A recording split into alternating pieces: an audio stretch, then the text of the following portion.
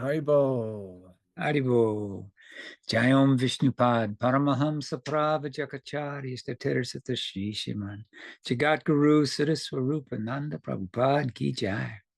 Jayom Vishnupad Paramahamsa Pravajakachari Drsya Krsna His Divine Grace A.C. Bhaktivedanta Swami Prabhupada Ki Jai. Ananta Koti Vaishnavinda Ki Jai.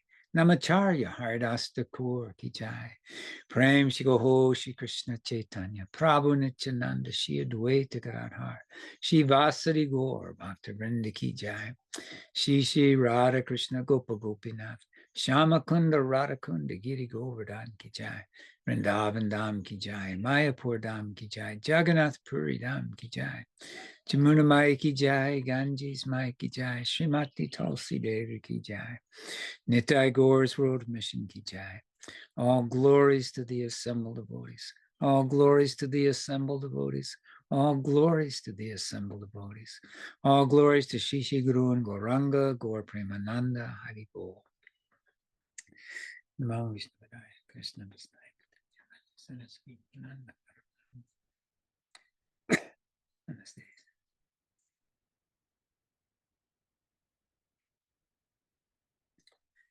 Hari Bol. Thank you, Kayla. Thank you, Kati.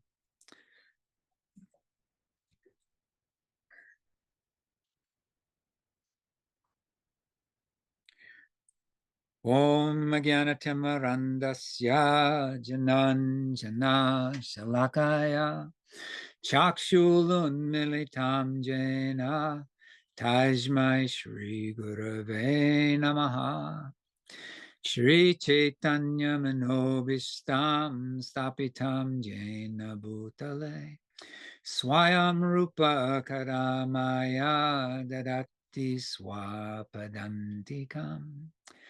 I was born in the darkest of ignorance, but my spiritual masters have opened my eyes with the torchlight of knowledge. I offer my respectful obeisances unto them. When will Srila Rupa Goswami Prabhupada, who is established within this material world, the mission to fulfill the desire of Lord Chaitanya, give me shelter at his lotus feet? So today we're going to read from the Śrīmad Bhāgavatam, 8th Canto, and we're going to try to do 2 chapters. Chapters 10, the battle between the demigods and the demons.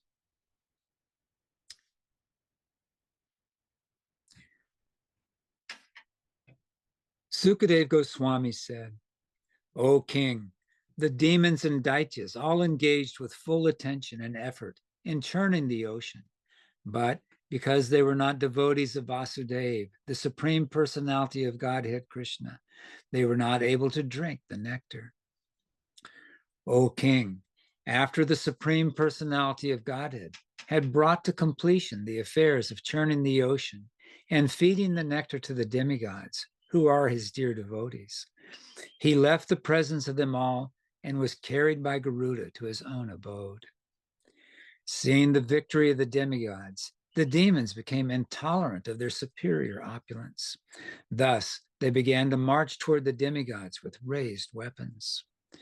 Thereafter, being enlivened because of drinking nectar, the demigods, who are always at the shelter of the lotus feet of Narayan, used their various weapons to counteract the demons in a fighting spirit. O king, a fierce battle on the beach of the ocean of milk ensued between the demigods and the demons. The fighting was so terrible that simply hearing about it would make the hair on one's body stand on end.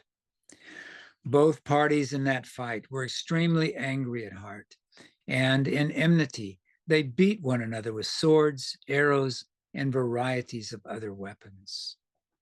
Purport. There are always 2 kinds of men in this universe, not only on this planet, but also in higher planetary systems. All the kings dominating planets like the sun and moon also have enemies like Rahu.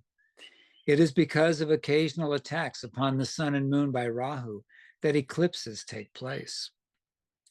The fighting between the demons and the demigods is perpetual. It cannot be stopped unless intelligent persons from both sides take to Krishna consciousness. So this reminds me of a nice experience I had. We were, I was traveling on Bhaktivedanta Swami Prabhupada's Sankirtan bus, and we were going to different places, and he was in the mainland United States, and so we would just kind of follow him wherever he went. So he went to Detroit, Michigan, where they had established this temple on this really amazing estate, these grounds. It was some big previous car magistrate guy had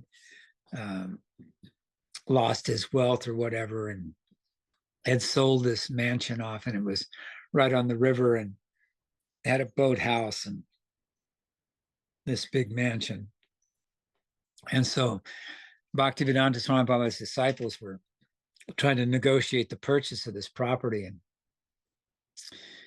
and they were doing okay, but they weren't doing as well as Bhaktivedanta Swami Prabhupada had hoped they would do in negotiating the price, because the property values had started to fall because the economy wasn't good, and the populations were shifting around in there, and there was a lot of white flight from the area. And so he asked to join the negotiations. So he went and met with the owner, and his disciples came and his entourage, and he met with the guy, and so the guy was very respectful and polite. And then Bhaktivedanta Swami Prabhupada says, so actually, he said, you should be donating this property to me. He said, we are doing the work of God. We're going and we're trying to help all these young people, trying to help the world and spreading God consciousness. And that's the only thing that's going to relieve the suffering. You don't really need this money. You've got plenty of money still. You should donate this property to us. So the guy got this horribly shocked look on his face and quickly dropped the price for him, thinking I better close the sale quickly before he insists on me giving it to him for free. So then he negotiated the sale of the property and bought the property, and they turned it into a nice temple for Krishna. And then Henry Ford, his grandson, had started chanting, and he was there in Detroit, and he wanted to get married. And so I was traveling on a brahmachari bus with sannyasis and this and that, and they're always driving home the point that if at all possible, one should remain brahmachari and not get entangled in household affairs, and that getting married was a fall down, and all these kind of things. It was really, encouraged to stay as a brahmachari. And so the sannyasis were kind of talking to us about this guy, Henry Ford's grandson, and he was saying, and you'd think, right, that Srila Prabhupada, Bhaktivedanta Swami Prabhupada, would be sad to see this brahmachari was getting married, But he said, just on the contrary, Bhaktivedanta Swami Prabhupada was so happy about it. He was just, and they made this huge celebration. And they took the whole grounds and they turned it into this big Vedic festival. And they had this huge wedding for them there, And he was explaining that, most of the people in this age of Kali are going to be grihastas. And that, taking shelter of the grihasta ashram is necessary for most people. And it was actually very nice that this person was setting such a good example on how the members of society should take marriage seriously and use it for a platform for obtaining God consciousness. And even if they have a lot of wealth and prestige and whatever else, they're still remaining humble servants of God. And it was very nice that this gentleman was setting this nice example for everyone. So it was a nice lesson for all the brahmacharis on the bus, not to be so puffed up about their brahmachari status and everything.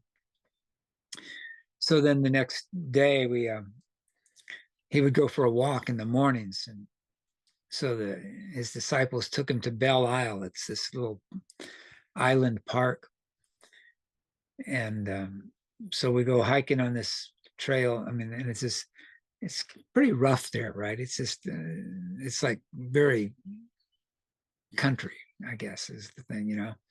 So we're hiking down this. It was a dirt road, and it's just kind of two ruts, you know, and the grass is growing up between the tire marks, and we're all kind of lined up behind Bhaktivedanta Swami Prabhupada, and he's walking and he looking like this princely personality, just kind of cruising through there.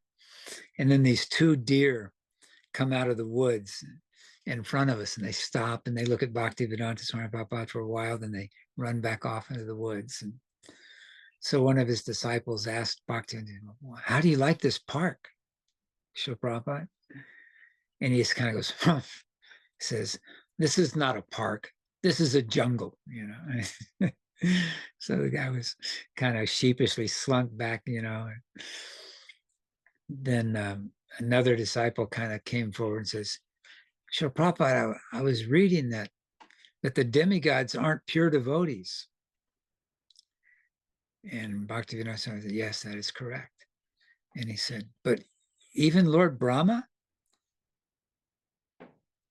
And then Bhaktivedanta Swami Prabhupada said, yes. He says, even Lord Brahma desires his post, whereas the pure devotee has no motivation other than to purely serve Krishna. So we're seeing in these chapters about the heavenly planets and the goings on of the demons and the demigods, how they're still so materially motivated, even though they've been elevated to the highest planetary systems. As Krishna says in Bhagavad Gita, in this material world, from the highest planet down to the lowest, all are places of misery where repeated birth and death take place. And so these chapters that we're reading today are just kind of illustrating that point, and how that even Indra, the demigod, you know, the king of the heavenly planets, has so much anger in his heart when he's approached by these demoniac personalities who are trying to take away his goodies, you know, his comfortable living place and stuff like that. And we'll actually see in some of these verses that Bali Maharaj, who is ostensibly a demon, is actually more transcendently situated than Lord Indra in his understanding and spiritual advancement. So they're very instructive chapters from that angle. Okay, continuing, text 7. The sounds of the conch shells, bugles, drums, biris and dharmis, kettle drums, as well as the sounds made by the elephants, horses, and soldiers, who were both on chariots and on foot, were tumultuous. On that battlefield, the charioteers fought with the opposing charioteers, the infantry soldiers with the opposing infantry, the soldiers on horseback with the opposing soldiers on horseback, and the soldiers on the backs of elephants with the enemy soldiers on elephants. In this way, the fighting took place between equals. So this enmity between the demigods and the demons is so frequent that they have to have standing armies ready to fight at a moment's notice. Not unlike this world, right? Where there's always this war popping up or that war popping up. And as Bhaktivedanta Swami Prabhupada explained in that previous purport, there will never be peace until intelligent people become Krishna conscious. Text 9. Some soldiers fought on the backs of camels, some on the backs of elephants, some on asses, some on white-faced and red-faced monkeys, some on tigers, and some on lions. In this way, they all engaged in fighting. O king, some soldiers fought on the backs of vultures, eagles, ducks, hawks, and basha birds. Some fought on the backs of timalingas, which can devour huge whales, some on the backs of sarabas, and some on buffalo, rhinoceros, cows, bulls, jungle cows, and arunas. Others fought on the backs of jackals, rats, lizards, rabbits, human beings, goats, black deer, swans, and boars. In this way, mounted on animals of the water, land, and sky, including animals with deformed bodies, both armies faced each other and went forward. So it's bad enough that these guys are fighting over Krishna's possessions in the material world, thinking that they're theirs. But they also rope in and bring all of these innocent animals into the mix and make them take part in these battles as well.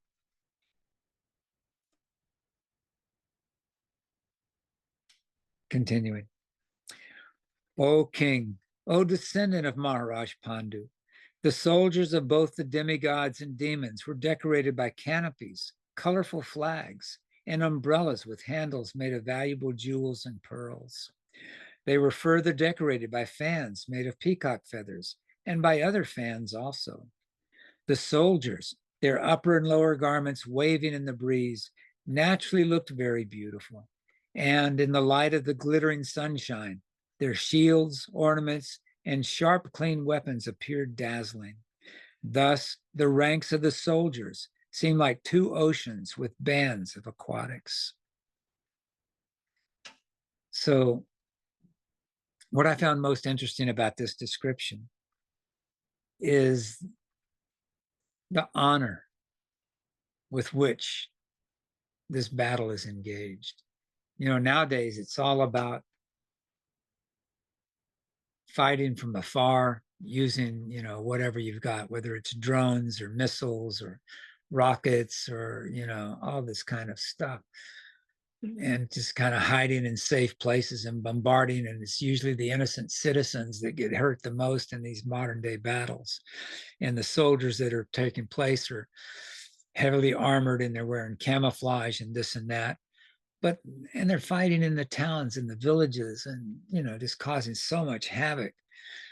These guys at least have the decency to go fight on the beach.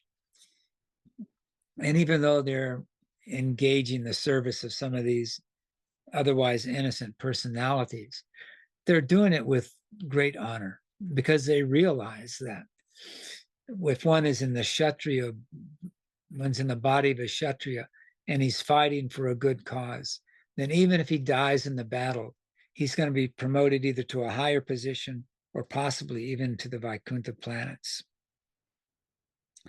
So it's not like this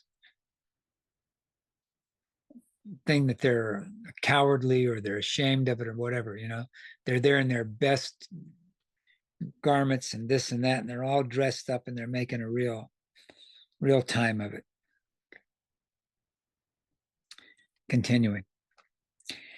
For that battle, the most celebrated commander-in-chief, Maharaj Bali, son of Virachana, was seated on a wonderful airplane named Vihalasha, Bihashya. O king, this beautifully decorated airplane had been manufactured by the demon Maya and was equipped with weapons for all types of combat. It was inconceivable and indescribable. Indeed, it was sometimes visible and sometimes not.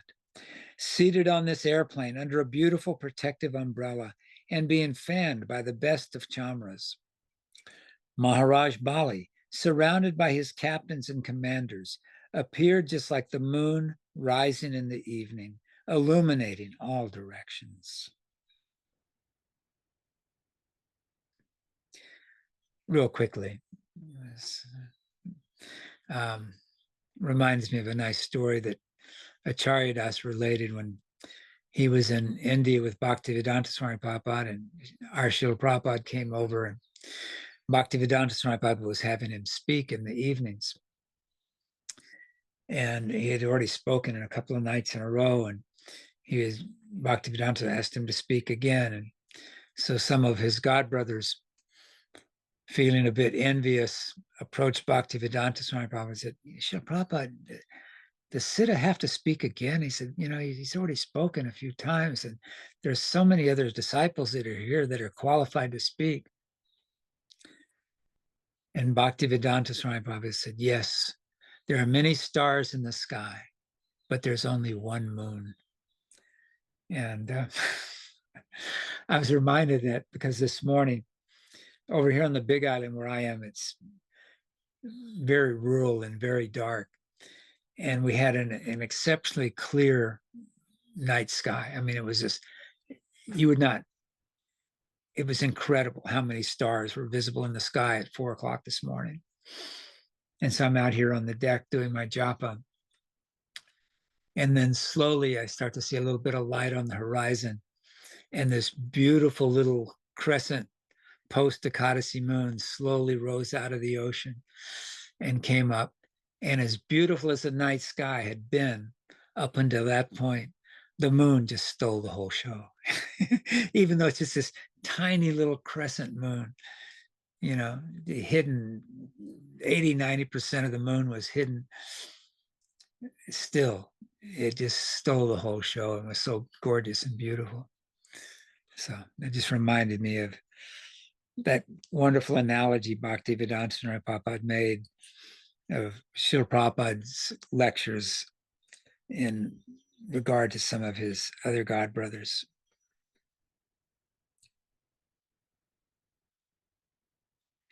Continuing.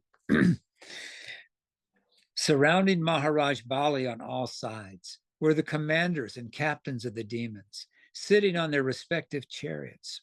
Among them were the following demons: Namuchi, Sambara, Bana, Viprachiti, Ayumukha, Divamudra, Kalanaba, Praheti, Hete, Ivala, Shakuni, Bhutashantapa, Vrajadamshtra, Hirachana, Hayagriva, Sankarsharira, Kapila, Megadundudibi, Taraka, Charadrik, Shamba, Nishumba, Jamba, Utkala, Arista, Aristatimi,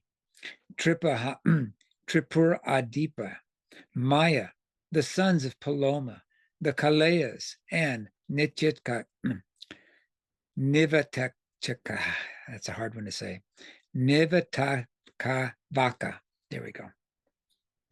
All these demons had been deprived of their share of the nectar and had shared merely in the labor of churning the ocean.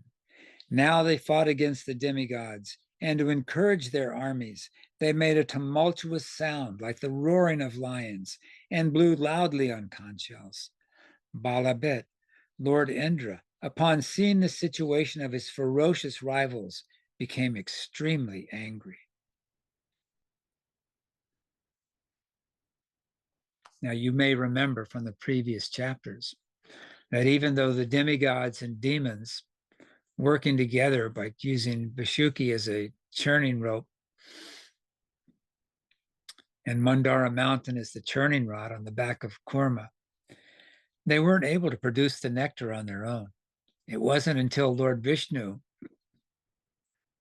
stepped in and did it himself was the nectar actually produced. But due to being the envious nature of the demons, they couldn't appreciate that fact.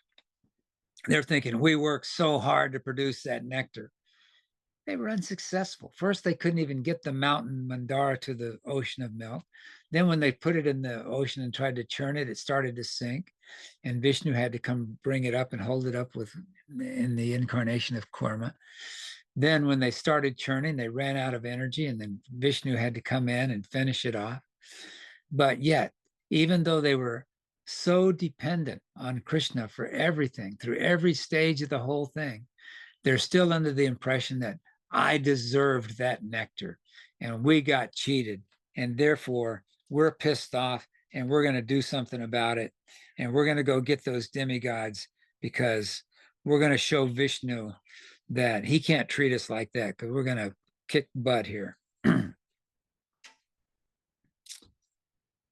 Continuing. Text 26. Surrounding Lord Indra, king of heaven, were the demigods, seated on various types of vehicles and decorated with flags and weapons. Present among them were Vayu, Agni, Varuna, and other rulers of various planets, along with their associates. The demigods and demons came before each other and reproached one another with words piercing to the heart. Then they drew near and began fighting face to face in pairs. O king, Maharaj Bali fought with Indra, Kartikeya with Taraka, Varuna with Hiti, and Mitra with Prahiti. Yamaraj fought with Kalanaba, Vishvakarma with Maya Danava, Tavishta with Sambara, and the sun god with Virachana. The demigod Aparajita fought with Namuchi, and the two Ashvinini Kumara brothers fought with Vishaparva. The sun god fought with 100 sons of Maharaj Bali, headed by Bana, and the moon god fought with Rahu. The demigod controlling air fought with Puloma, and Shomba and Nushumba fought the supremely powerful material energy Durga Devi, who was called Bhadrakali. O Maharaj Parikshit, suppressor of enemies, Arindama. Lord Shiva fought with Jamba, and Vibhashu fought with Mahashura. Elava, along with his brother Vatapi, fought the sons of Lord Brahma. Durmarsha fought with Cupid, the demon Utkala with Matrika, the demigoddess Brihaspati with Sukracharya, and Sanaishchara, Saturn, with Narakashura. The Maruts fought with Nivataka Bacha. The Vasus fought the Kalakaya demons. The Vishvadeva demigods fought the Paloma demons, and the Rudras fought the Krodashvasha demons, who were victims of anger. So Kroda means anger in Sanskrit. All these demigods and demons assembled on the battlefield with a fighting spirit and attacked one another with great strength. All of them desiring victory, they fought in pairs, hitting one another severely with sharpened arrows, swords, and lances. They severed one another's heads using weapons like bushundis, chakras, clubs, rishtis, patishas, shaktis, umukas, prashas, parashvarash, nishtrimash, lances, parigash, mugaras, and bindipalas. The elephants, horses, chariots, charioteers, infantry soldiers, and various kinds of carriers, along with their riders, were slashed to pieces. The arms, thighs, necks, and legs of the soldiers were severed, and their flags, bows, armor, and ornaments were torn apart. Because of the impact on the ground of the legs of the demons and demigods and the wheels of the chariots, particles of dust flew violently into the sky and made a dust cloud that covered all directions of outer space as far as the sun.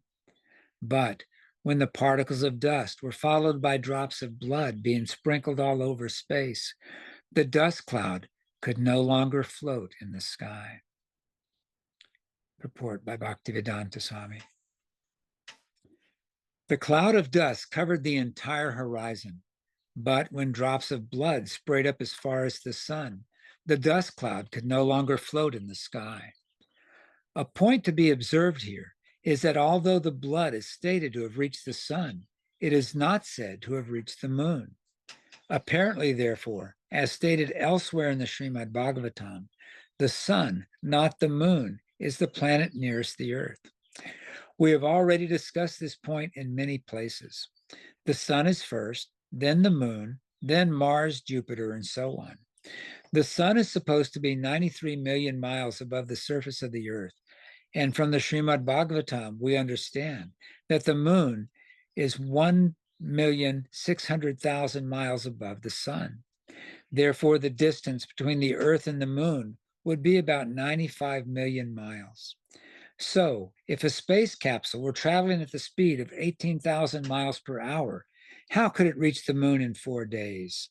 At that speed, going to the moon would take at least 7 months. That a space capsule on a moon excursion has reached the moon in 4 days is therefore impossible.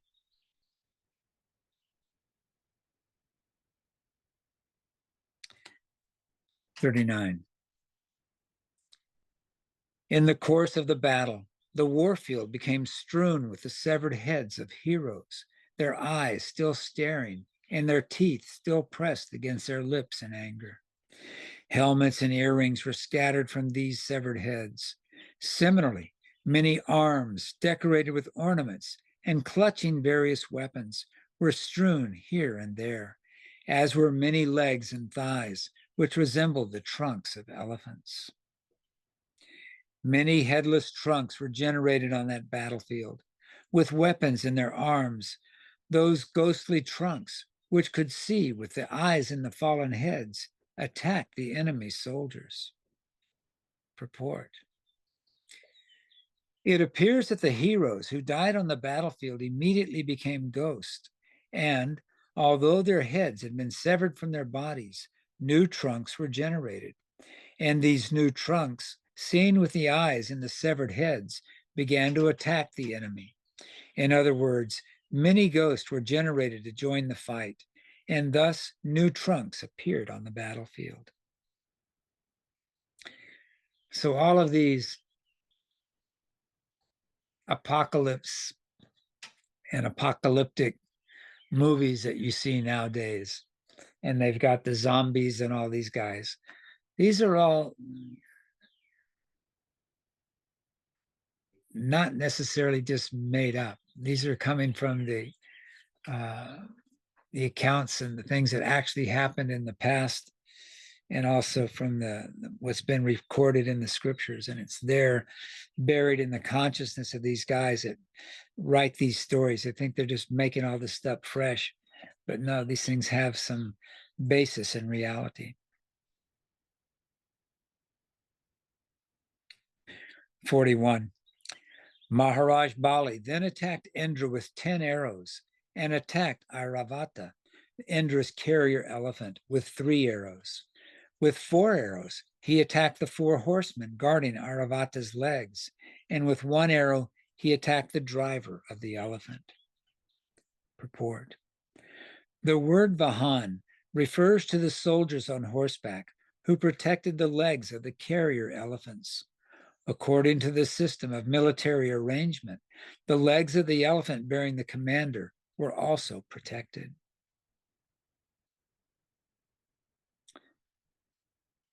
Before Bali Maharaj's arrows could reach him, Indra, king of heaven, who is expert in dealing with arrows, smiled and counteracted the arrows with arrows of another type, known as Bala, which were extremely sharp. When Bali Maharaj saw the expert military activities of Indra, he could not restrain his anger.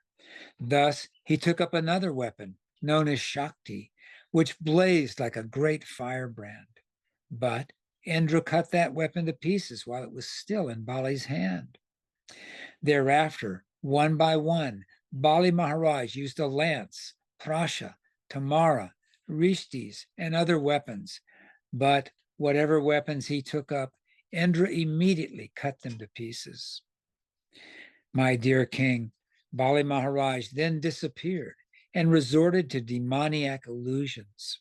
A giant mountain generated from illusion then appeared above the heads of the demigod soldiers.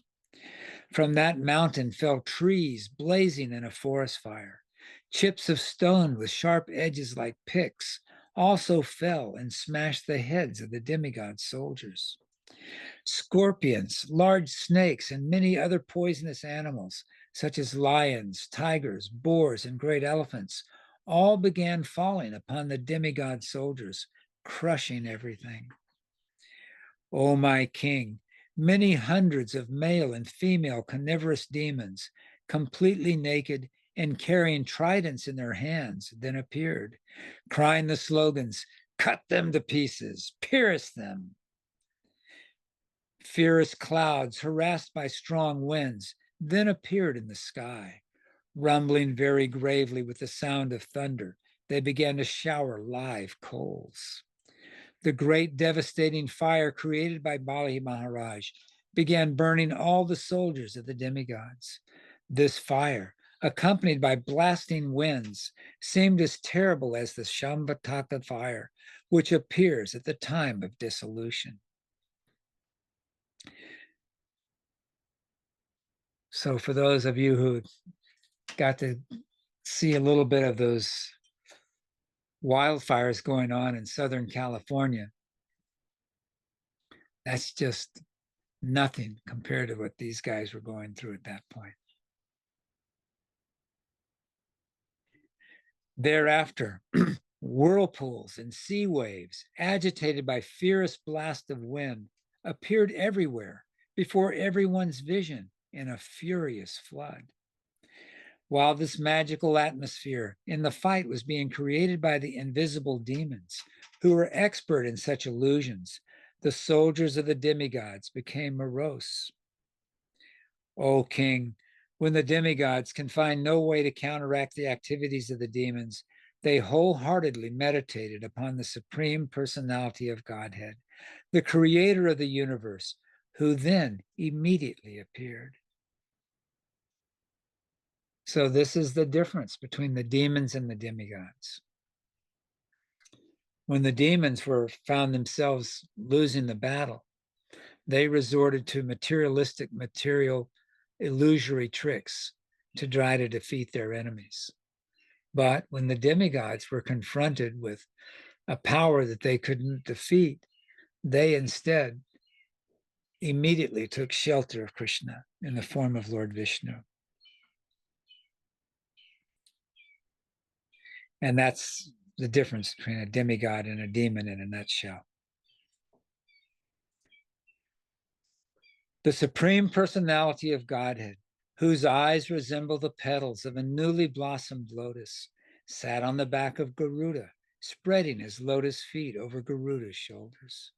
Dressed in yellow, decorated by the Kaustubha gem and the goddess of fortune, and wearing an invaluable helmet with earrings, the Supreme Lord, holding various weapons in his 8 hands, became visible to the demigods. As the dangers of a dream cease when the dreamer awakens, the illusions created by the jugglery of the demons were vanquished by the transcendental prowess of the Supreme Personality of Godhead as soon as he entered the battlefield. Indeed, simply by remembrance of the Supreme Personality of Godhead, one becomes free from all dangers. So can you remember another experience where a devotee was being harassed by demoniac illusions and feeling a bit despondent, but then being encouraged to take shelter of Krishna's, remembering Krishna, the illusion was defeated and he was able to become victorious?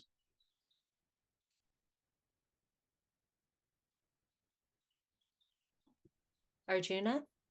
No. Nope. Pamasura? Nope.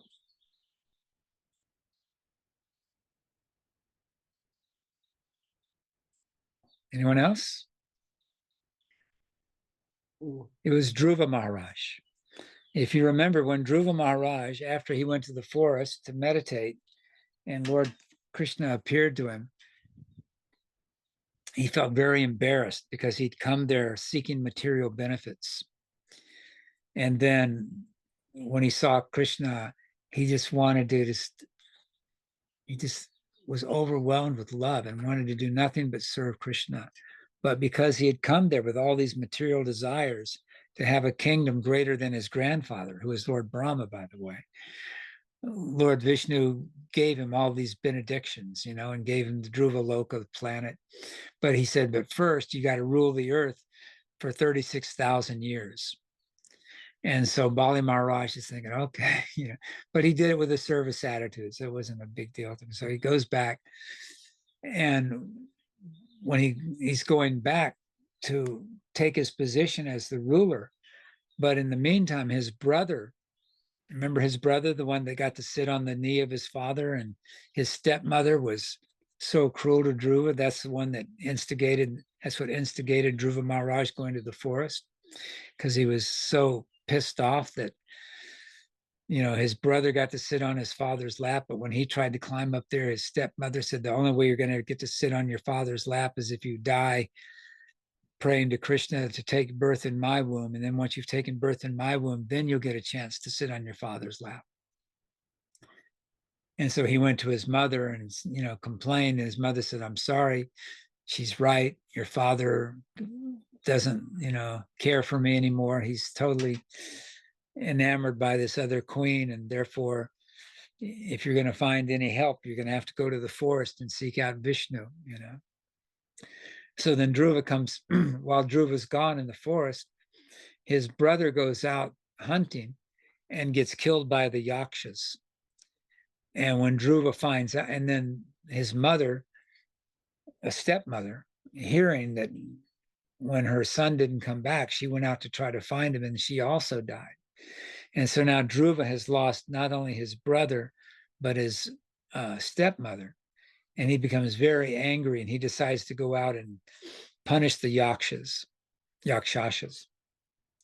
And so he goes and he finds their place, and then he blows his conch shell and declares war on them, and he's just wiping them out.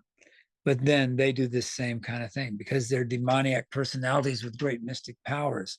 They create all these illusory things that overwhelmed Dhruva Maharaj. He was just totally covered with weapons and all these things, and he was feeling defeated until he heard this voice, celestial voice, reminding him to take shelter of Vishnu. And then as soon as he remembered Krishna and took shelter of Krishna, then all the illusions vanished, and he was able to go and start again defeating the Yakshasas. But then Lord Brahma reminded Dhruva that, come on, you've already avenged the death of your brother. Most of the people are innocent. They had nothing to do with his death. It was just a few other guys that did it and got him to stop fighting, because the Kuvera, the treasure of the demigods, is actually the Yakshasas are under his protection. So because of that connection, Dhruva stopped fighting with him.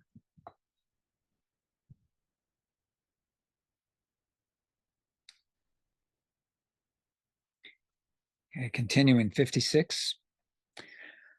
O king, when the demon Kalamini, who was carried by a lion, saw that the Supreme Personality of Godhead, carried by Garuda, was on the battlefield, the demon immediately took his trident, whirled it, and discharged it at Garuda's head. The Supreme Personality of Godhead, Hari, the master of the three worlds, immediately caught the trident, and with the very same weapon, he killed the enemy, Kalanimi, along with his carrier, the lion. Purport. In this regard, Srila Madhvacharya says, Kalamini adaya sarve, karina nihati api, sukrana vitatata shanta, punas tanaiva patita. Kalanimi and all the other demons were killed by the Supreme Personality of Godhead, Hari. And when Sukracharya, their spiritual master, brought them back to life, they were again killed by the Supreme Personality of Godhead. 57. Thereafter, two very powerful demons named Mali and Sumali were killed by the Supreme Lord, who severed their heads with his disc. Then Malyavan and another demon attacked the Lord. With his sharp club, the demon, who was roaring like a lion, attacked Garuda, the Lord of the birds, who are born from eggs. But the Supreme Personality of Godhead, the original person, used his disc to cut off the head of that enemy also. Thus end the Bhaktivedanta purports of the 8th canto, 10th chapter of the Śrīmad Bhāgavatam entitled The Battle Between the Demigods and the Demons. Shall we continue? You guys still awake? So, Yeah. Okay. Were you saying something, Kale? oh, still awake. Let me pull up the other chapter. Okay. Hare Krishna, Krishna Krishna, Hare Hare, Hare Rama, Rama Rama, Hare Hare. Okay. Chapter 11, King Indra annihilates the demons. Sukadeva Goswami said, thereafter, by the supreme grace of the Supreme Personality of Godhead, Sri Hari, all the demigods, headed by Indra and Vayu, were brought back to life.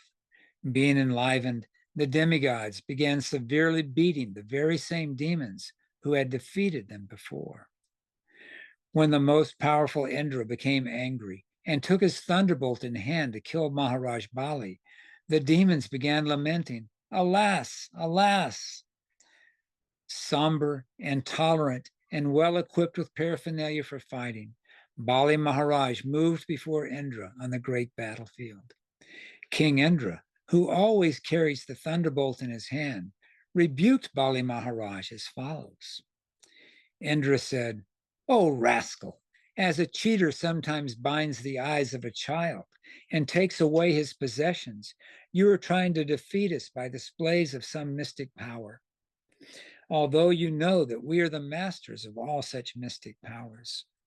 Those fools and rascals who want to ascend to the upper planetary system by mystic power or mechanical means, or who endeavor to cross even the upper planets and achieve the spiritual world or liberation, I cause to be sent to the lowest region of the universe." Purport by Bhaktivedanta Swami Prabhupada. There are undoubtedly different planetary systems for different persons, as stated in Bhagavad Gita 14:18. Udram gachanti sattvastu. Persons in the mode of goodness can go to the upper planets. Those in the modes of darkness and passion, however, are not allowed to enter the upper planets. The word Daivam refers to the higher planetary system known as Swargaloka. Indra, the king of the higher planetary system, has the power to push down any conditioned soul attempting to go from the lower to the higher planets without proper qualifications. The modern attempt to go to the moon is also an attempt by inferior men to go to Swargaloka by artificial mechanical means. This attempt cannot be successful. From this statement of Indra, it appears that anyone attempting to go to the higher planetary systems by mechanical means, which are here called Maya, is condemned to go to the hellish planets in the lower portion of the universe. To go to the higher planetary system, one needs sufficient good qualities. A sinful person situated in the mode of ignorance and addicted to drinking, meat-eating, and illicit sex will never enter the higher planets by mechanical means. Continuing with 6. Today with my thunderbolt, which has hundreds of sharp edges, I, the same powerful person, shall sever your head from your body. Although you can produce so much jugglery through illusion, you are endowed with a poor fund of knowledge. Now, try to exist on this battlefield with your relatives and friends. Bali Maharaj replied, all those present on this battlefield are certainly under the influence of eternal time, and according to their prescribed activities, they are destined to receive fame, victory, defeat, and death one after another. Purport. If one is victorious on the battlefield, he becomes famous. And if one is not victorious, but is defeated, he may die. Both victory and defeat are possible, whether on such a battlefield as this or on the battlefield of the struggle for existence. Everything takes place according to the laws of nature. Prakriti kriyamani gunai karamani sarvasha. Bhagavad Gita 3:27. Since everyone, without exception, is subject to the modes of material nature, whether one is victorious or defeated is not independent, but is under the control of the material nature. Bali Maharaj, therefore, was very sensible.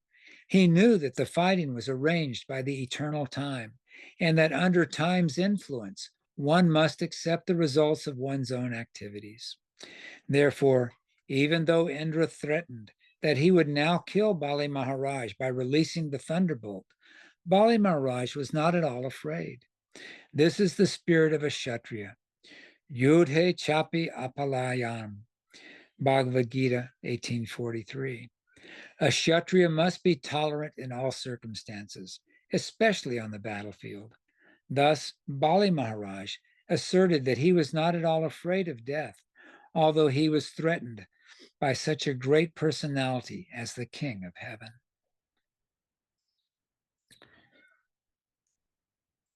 Text 8. Bali Maharaj continues. Seeing the movement of time, those who are cognizant of the real truth neither rejoice nor lament for different circumstances. Therefore, because you are jubilant due to your victory, you should be considered not very learned. Purport. Bali Maharaj knew that Indra, king of heaven, was extremely powerful, certainly more powerful than he himself. Nonetheless, Bali Maharaj challenged Indra by saying that Indra was not a very learned person. In Bhagavad Gita 2:11, Krishna rebuked Arjuna by saying, Ashochan anavashyachoscham prajna vadams chabashyashi gutashun agatashtastam namushchanti panditaha. While speaking learned words, you are mourning for that which is not worthy of grief. Those who are wise lament neither for the living nor the dead. Thus, as Krishna challenged Arjuna by saying that he was not a pundit or a learned person, Bali Maharaj also challenged King Indra and his associates. In this material world, everything happens under the influence of time. Consequently, for a learned person who sees how things are taking place, there is no question of being sorry or happy because of the waves of material nature. After all, since we are being carried away by these waves, what is the meaning of being jubilant or morose? One who is fully conversant with the laws of nature is never jubilant or morose because of nature's activities. In Bhagavad Gita 2:14, Krishna advises that one be tolerant. Tvam stiki kashva baran. Following this advice of Krishna's, one should not be morose or unhappy because of circumstantial changes. This is the symptom of a devotee. A devotee carries out his duty in Krishna consciousness and is never unhappy in awkward circumstances. He has full faith that in such circumstances, Krishna protects his devotee. Therefore, a devotee never deviates from his prescribed duty of devotional service. The material qualities of jubilation and moroseness are present even in the demigods, who are very highly situated in the upper planetary system. Therefore, when one is undisturbed by the so-called favorable and unfavorable circumstances of this material world, he should be understood to be Brahma Bhuta, or self-realized. As stated in Bhagavad Gita 18:54, Brahma Bhuta Prashanatma, na shoti na karashati. One who is transcendentally situated at once realizes the Supreme Brahman and becomes fully joyful. When one is undisturbed by material circumstances, he should be understood to be on the transcendental stage, above the reactions of the three modes of material nature. So I found these verses in this purport very comforting in my present condition. Text 9. You demigods think that your own selves are the cause of your attaining fame and victory. Because of your ignorance, saintly persons feel sorry for you. Therefore, although your words afflict the heart, we do not accept them. Sukadeva Goswami said, after thus rebuking Indra, king of heaven, with sharp After thus rebuking Indra, king of heaven, with sharp words, Bali Maharaj, who could subdue any other hero, drew back to his ear the arrows known as Narachas and attacked Indra with these arrows. Then he again chastised Indra with strong words. Since Maharaj Bali's rebukes were truthful, King Indra did not at all become sorry, just as an elephant beaten by its driver's rod does not become agitated. So this is a nice point that's being made. The job of the spiritual master is to help the disciple to defeat the false ego. The false ego is always trying to rise up, right? It's trying to make the individual living entity feel important, trying to make him feel worthy, trying to make him feel worshipable, trying to make him feel whatever, right? Whatever it is that we think is going to make us feel full inside. You know, we're so empty because we're missing our loving relationship with Krishna. We're trying to fill it up with so much stuff.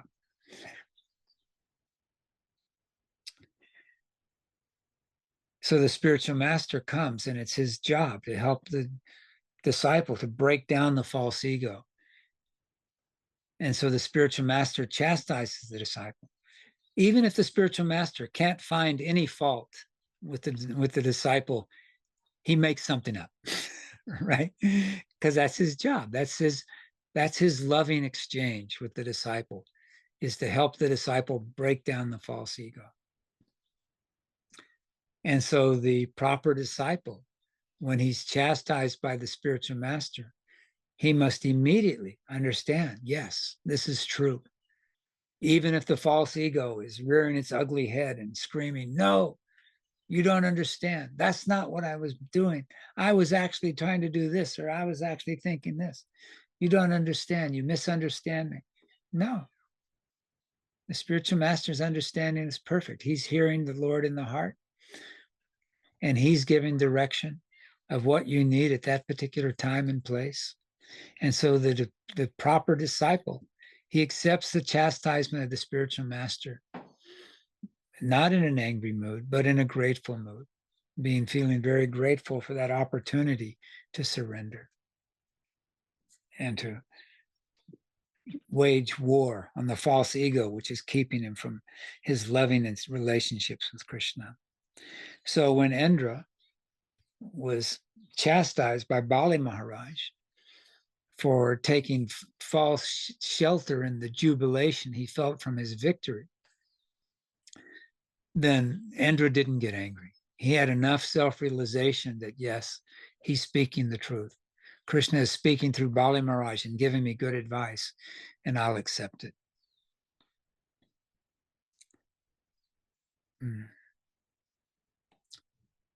Continuing, text 12.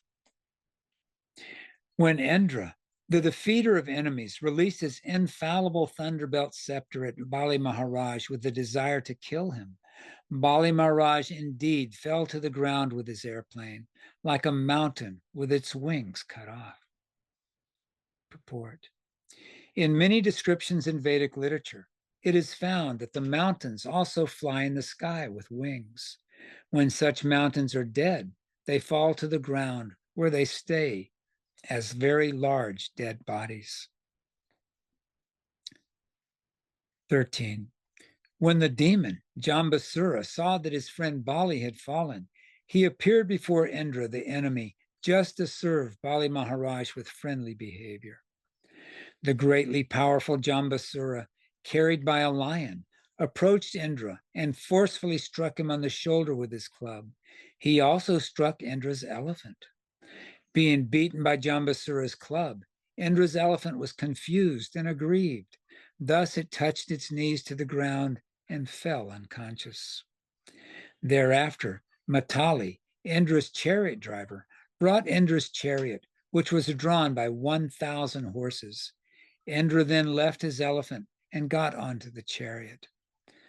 Appreciating Matali's service, Jambasura, the best of the demons, smiled. Nonetheless, he struck Matali in the battle with a trident of blazing fire. Although the pain was extremely severe, Matali tolerated it with great patience. Indra, however, became extremely angry at Jambasura. He struck Jambasura with his thunderbolt and thus severed his head from his body. When Narada Rishi informed Jambasura's friends and relatives that Jambasura had been killed, the three demons named Namuchi, Bala, and Paka arrived on the battlefield in great haste. Rebuking Indra with harsh, cruel words that were piercing to the heart, these demons showered him with arrows, just as torrents of rain wash a great mountain. Quickly handling the situation on the battlefield, the demon Bala put all of Indra's 1,000 horses into tribulation by simultaneously piercing them all with equal amounts of arrows. Paka, another demon, attacked both the chariot with all its paraphernalia and the charioteer driver, Matali, by fitting 200 arrows to his bow and releasing them all simultaneously. This was indeed a wonderful act on the battlefield. When Namuchi, another demon, attacked Indra and injured him with 15 very powerful golden feathered arrows, which roared like a cloud filled with water. Another demon covered Indra, along with his chariot and chariot driver, with incessant showers of arrows, just as clouds cover the sun in the rainy season. The demigods, being severely oppressed by the enemies and being unable to see Indra on the battlefield, were very anxious. Having no captain or leader, they began lamenting like traders in a wrecked vessel in the midst of the ocean. Purport. From this statement, it appears that in the upper planetary system, there is shipping and that traders there engage in navigation as their occupational duty. Sometimes, as on this planet, these traders are shipwrecked in the middle of the ocean. It appears that even in the upper planetary system, such calamities occasionally take place. The upper planetary system in the creation of the Lord is certainly not vacant or devoid of living entities. From Śrīmad Bhāgavatam, we understand that every planet is full of living entities, just as Earth is. There's no reason to accept that on other planetary systems there are no living beings. 26. Thereafter, Indra released himself from the cage of the network of arrows, appearing with his chariot, flag, horses, and chariot driver, and thus pleasing the sky, the earth, and all directions. He shone effulgently like the sun at the end of night.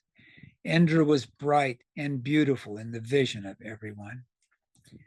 When Indra, who is known as Vrajadhara, the carrier of the thunderbolt, saw his own soldiers so oppressed by the enemies on the battlefield, he became very angry.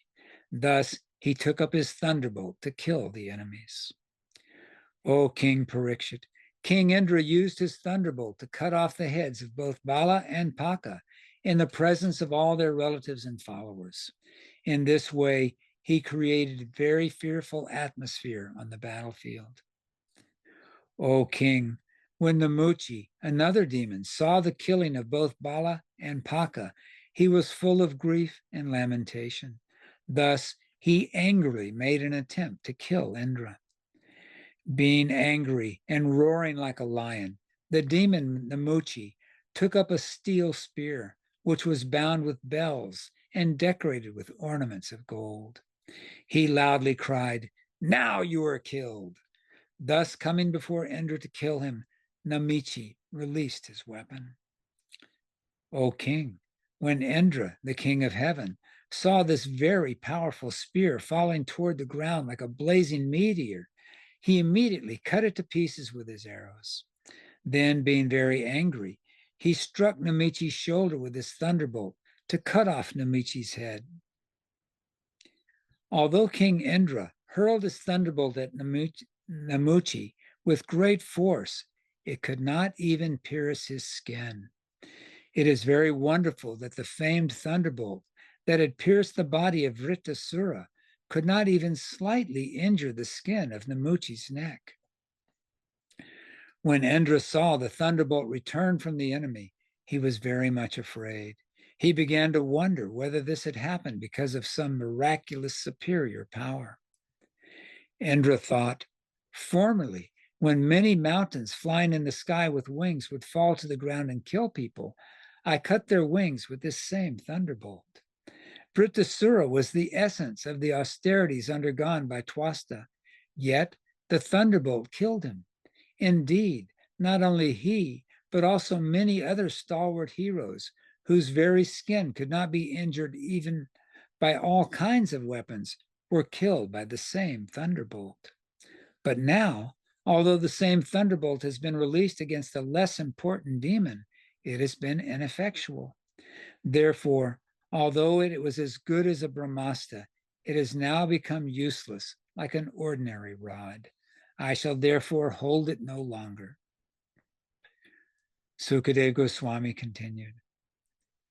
While morose, Indra was lamenting in this, While the morose Indra was lamenting in this way, an ominous, unembodied voice said from the sky, "This demon Namichi is not to be annihilated by anything dry or moist."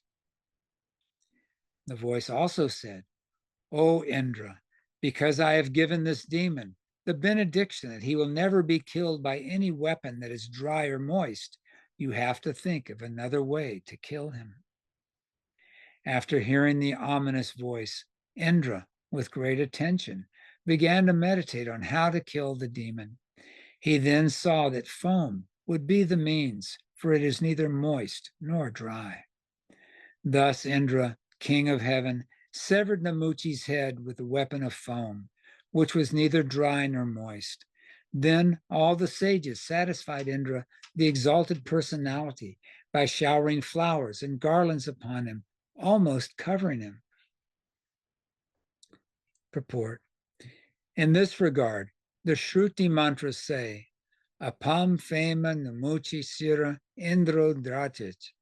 Indra killed Namichi with watery foam, which is neither moist nor dry.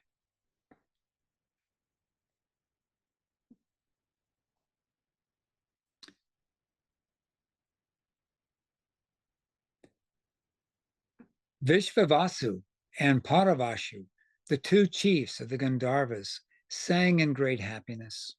The kettle drums of the demigods sounded, and the Apsaras danced in jubilation.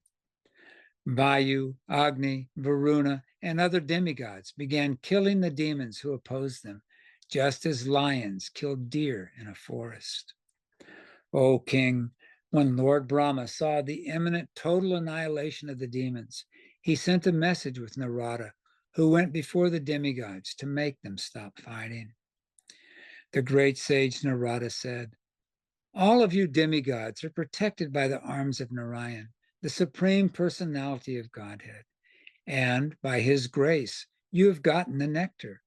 By the grace of the goddess of fortune, you are glorious in every way. Therefore, please stop this fighting." Sri Sukadeva Goswami said, accepting the words of Narada, the demigods gave up their anger and stopped fighting. Being praised by their followers, they returned to their heavenly planets. Following the order of Narada Muni, whatever demons remained on the battlefield took Bali Maharaj, who was in a precarious condition, to the hill known as Astagiri. There, on that hill, Sukracharya brought to life all the dead demoniac soldiers who had not lost their heads, trunks, and limbs. He achieved this by his own mantra, known as Samjivani. Bali Maharaj was very experienced in universal affairs. When he regained his senses and memory by the grace of Sukracharya, he could understand everything that had happened. Therefore, although he had been defeated, he did not lament. Purport. It is significant that Bali Maharaj is here said to be very experienced. Although defeated, he was not at all sorry, for he knew that nothing can take place without the sanction of the Supreme Personality of Godhead. Since he was a devotee, he accepted his defeat without lamentation. As stated by the Supreme Personality of Godhead in Bhagavad Gita 247, Karmani eva hi karaste ma phaleshu kandachana. Everyone in Krishna consciousness should execute his duty without regard for victory or defeat. One must execute his duty as ordered by Krishna or as representative of the spiritual master. Anukulayena Krishna,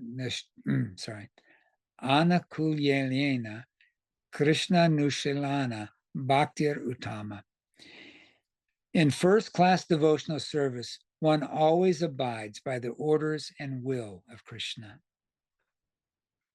Thus end the Bhaktivedanta purports of the 8th canto, 11th chapter of the Śrīmad Bhāgavatam entitled King Indra Annihilates the Demons.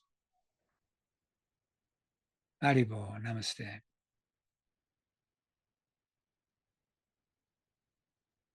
Haribo.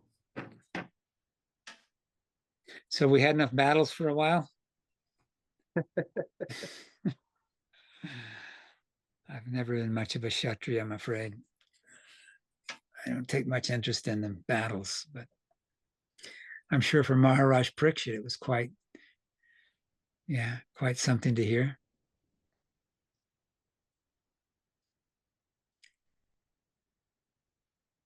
Śrīmad Bhāgavatam is so wonderfully comprised that it lets us learn so many lessons from so many different perspectives and angles, you know. Here is Bali Maharaj, who is apparently a demon, giving good instruction to Lord Indra, the king of heaven, who is obviously a devotee.